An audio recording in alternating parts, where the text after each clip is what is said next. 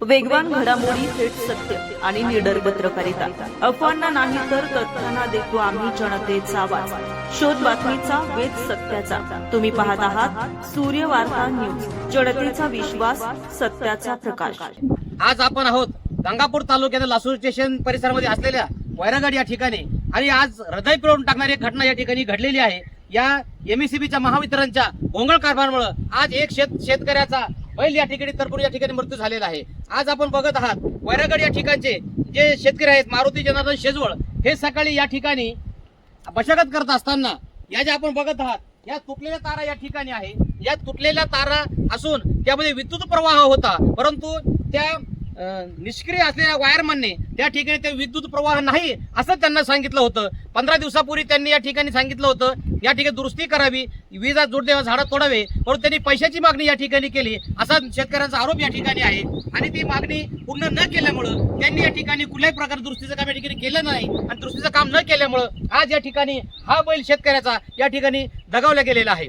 शेतकरी आज या ठिकाणी गंभीर जखमी झालेले आहे आणि ते एका खाजगी रुग्णालयात असून या ठिकाणी त्या ठिकाणी उपचार घेत आहे. आपण या ठिकाणी बघत आहात या ठिकाणी एमएससीबीचे अभियंता या ठिकाणी आहेत आणि या ठिकाणी आपण बघत आहात हेच वायरमन या ठिकाणी आहे. यांना 15 दिवसापूर्वी सुद्धा यादी शेतकऱ्यांनी सांगितलं होतं. त्यांची कॉल रेकॉर्ड सुद्धा या ठिकाणी व्हायरल होत आहे.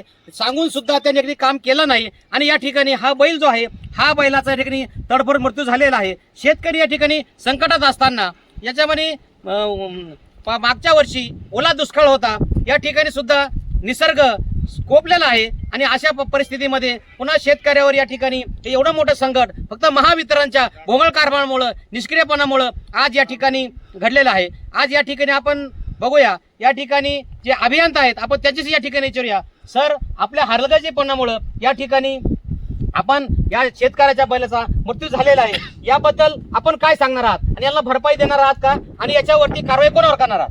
ठीक आहे सर, आपण जे आलोय ते स्थळ पाहणीसाठी आलोय. जे काही कारण असेल ते आपण नमूद करून देऊ आणि इलेक्ट्रिक इन्स्पेक्टरला कळवू. जे काही होईल त्याची भरपूर म्हणजे भरपाई देण्यात येईल. पूर्ण प्रयत्न करू आपल्याकडून. या ठिकाणी आपण बघत आहात हा जो विद्युत तार आहे अद्याप ही या ठिकाणी पडलेली आहे.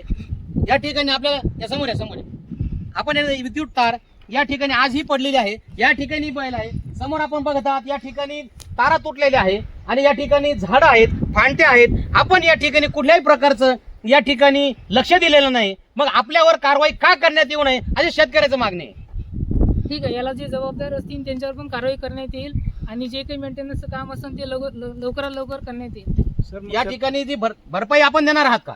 हो, आमची जी प्रक्रिया आहे ती पूर्ण आम्ही करणार आहोत आणि 100% भरपाई मिळणार. किती भरपाई मिळणार ते आता इलेक्ट्रिकल इन्स्पेक्टर येतील, ते चेक करतील आणि त्यांच्यानुसार अहवाल बनवून देतील आपल्याला. या एजन्सीनं काम केलं, एजन्सीचं नाव काय आहे?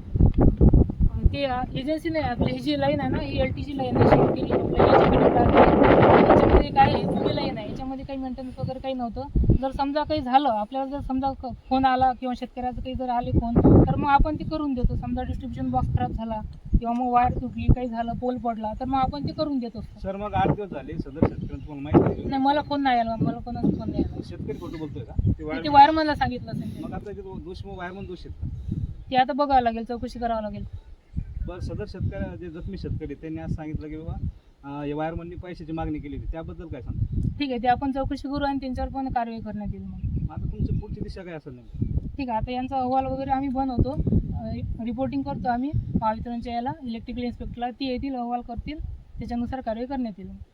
निश्चित या ठिकाणी कार्यकारी अभियंता आहेत, त्यांनी या ठिकाणी संबंधित जे वायरमन आहे त्यांच्यावर कायदेशीर कारवाई करण्यात येईल असं आश्वासन त्या ठिकाणी दिलेलं आहे. आणि जे शेतकरी आहे या शेतकऱ्यांचा जवळपास 1 लाखाचा बैल या ठिकाणी मृत्यू पडलेला आहे आणि त्या बैलाची नुकसान भरपाई या ठिकाणी लवकरच त्यांना देण्यात येईल असे आश्वासन त्यांनी या ठिकाणी दिलेलं आहे. आपण बघूया किती दिवसामध्ये, किती वेळामध्ये या ठिकाणी हे शेतकऱ्यासाठी मदत प्रशासनाकडून हे मिळवून देतात.